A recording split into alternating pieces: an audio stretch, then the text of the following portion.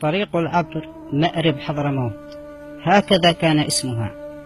أما الآن فقد أصبح اسمها طريق العبر إلى الموت. إنها الطريق العامة بين منفذ الوديعة العبر صافر مأرب شمال اليمن. نعم، كانت الطريق وصل وشريان حياة بين دولتين، فأصبح الطريق تهدد حياة المسافرين والمغتربين اليمنيين العائدين والذاهبين إلى المملكة، بسبب كثرة الحفر والرمال الزاحفة التي تغطي الخط بالكامل دون وجود أي اهتمام أو صيانة للطرق من الجهات المختصة. وكما هو المعتاد، تتحرك سيارات المغتربين في هذه الخطوط الطويلة بسرعة عالية، فإذا بها تتفاجأ بتلك الحفر والرمال التي تخرج السيارة إلى خارج الطريق وتسفر عن حوادث شنيعة يروح ضحيتها المئات.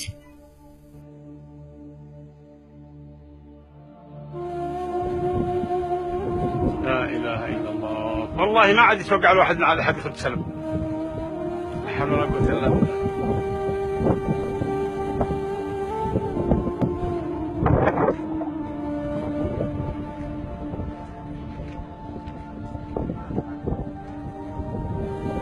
خرج السوق منها ليش؟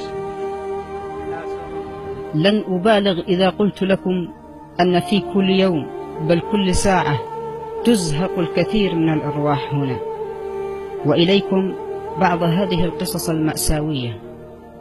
فقبل أسبوعين عاد بعض الإخوة المغتربين إلى اليمن ليحضروا عزاء والدتهم المتوفية، وأثناء عودتهم انقلبت بهم السيارة وتوفوا جميعا. وآخر توفت زوجته وابنه وأمه وخالته في نفس الطريق.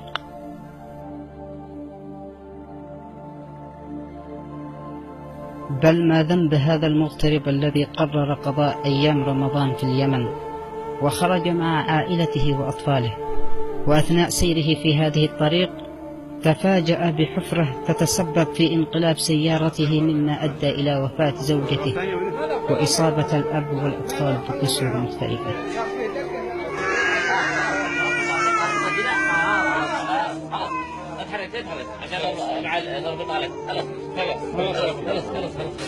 ايوه خلاص بطل. ماشي، اسمك يا بطل؟ محمد. اسم ذي؟ والثاني اللي كفوينه.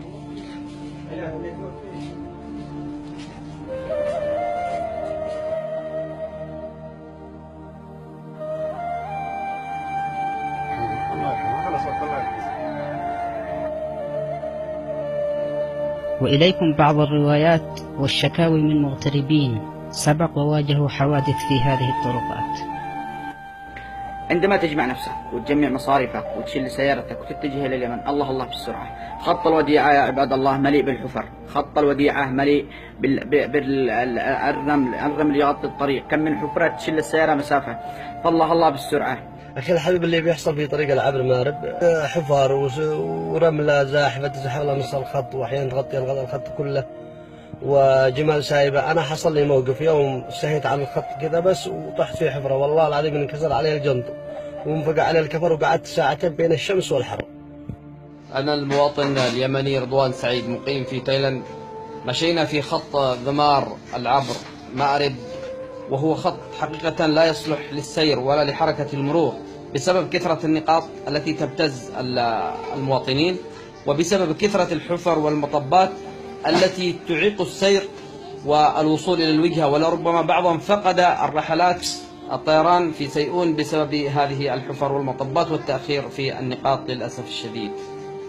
ختاما، ندعو ونناشد الجهات المختصة في محافظة مأرب وحضرموت بالعمل والتدخل فورا لإصلاح وصيانة الطريق، والشعور بواجبهم الوطني والديني تجاه شعبهم، والعمل على حفظ أرواح المسافرين وتأمين الطريق من المتقطعين أيضا.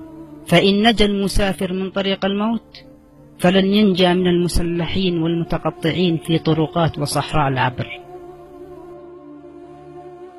وأوجه نصيحتي لإخوتي المغتربين المسافرين من طريق مأرب العبر: عليكم بأخذ الحيطة والحذر، وعدم قيادة سياراتكم بسرعة زائدة، واحذروا من الخروج بسياراتكم أثناء الليل، وليكن خروجكم في النهار هو الأنسب حتى يتسنى لكم رؤية الطريق بوضوح. وانشروا وشاركوا التحذير لكل أصدقائكم وأحبابكم، وساهموا في إنقاذ أرواح الأبرياء، والله المستعان. إن الله وملائكته